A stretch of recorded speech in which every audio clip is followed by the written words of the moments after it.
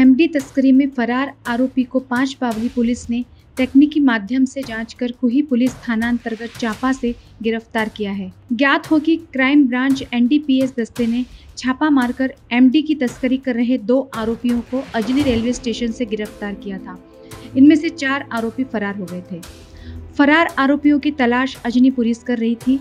Police को गुप्त जानकारी मिली कि 4 फरार आरोपियों में से एक आरोपी कोही पुलिस स्टेशन के आसपास घूम रहा है।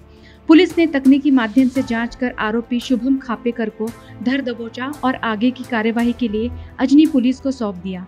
आगे की जांच पुलिस कर रही है।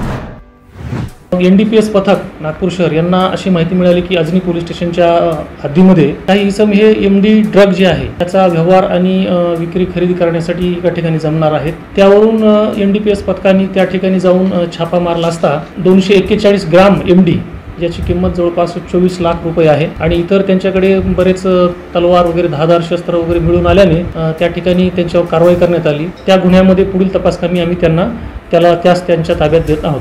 लेटेस्ट अपडेट्स के लिए पावर ऑफ वन न्यूज को फॉलो कीजिए।